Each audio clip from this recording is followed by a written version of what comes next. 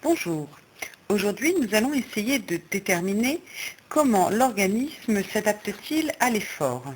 Pour cela, nous allons effectuer des prises de pouls sur un individu, et ceci à deux endroits différents.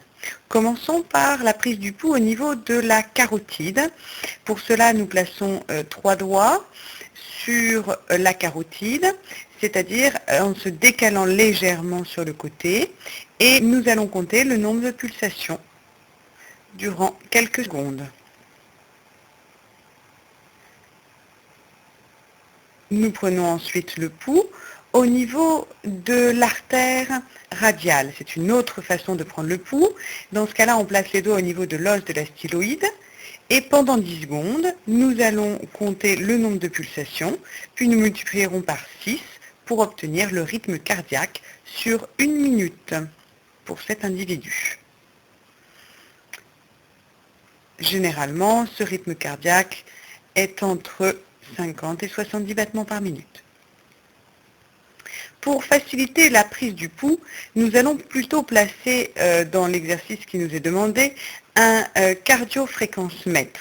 Il permettra de prendre régulièrement le rythme cardiaque sur l'individu, tout en lui demandant d'effectuer un certain nombre d'exercices. Il est nécessaire d'humidifier ce fréquence cardiomètre avant de le placer afin de favoriser le contact avec l'organisme. Nous plaçons ensuite la montre sur le poignet de l'individu et c'est sur cette montre que nous pourrons lire régulièrement le rythme cardiaque de l'individu au cours des exercices.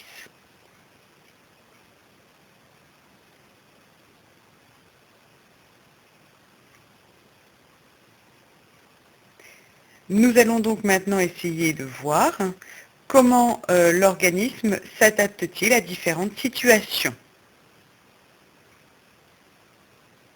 Pour essayer de déterminer comment l'organisme s'adapte à différentes situations, nous allons demander à l'individu d'effectuer 3 exercices différents. D'abord au repos, nous allons regarder son rythme cardiaque, puis ensuite nous lui demanderons d'effectuer une marche et enfin une course.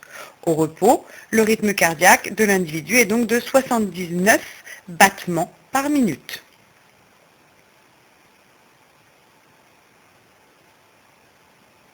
L'individu va dès lors se lever et aller dans un couloir afin d'effectuer une marche rapide, et ceci sur un aller-retour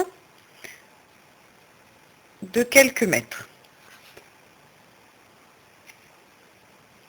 À l'issue de cette marche, l'individu va nous montrer son poignet et nous allons connaître son rythme cardiaque. Son rythme cardiaque est dès lors de 108 battements par minute, 104, ça bouge régulièrement évidemment quand l'individu s'arrête. Il y a donc eu une accélération du rythme cardiaque. Maintenant, l'individu va effectuer un autre exercice. Celui-ci consiste à monter des escaliers et effectuer donc un exercice physique de force moyenne. Et à l'issue de cette activité, nous voyons que son rythme cardiaque est de 113 battements par minute. Il y a donc une accélération. Dernier exercice, l'individu effectue cette fois une course rapide afin de voir comment son cœur s'adapte à cet effort physique que nous venons de lui demander spontanément. À l'issue de cette course, nous allons également regarder le rythme cardiaque de l'individu.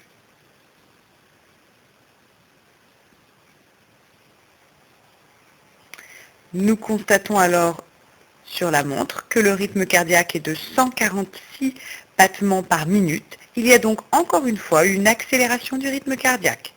Nous constatons également que l'individu respire plus rapidement et de façon plus profonde.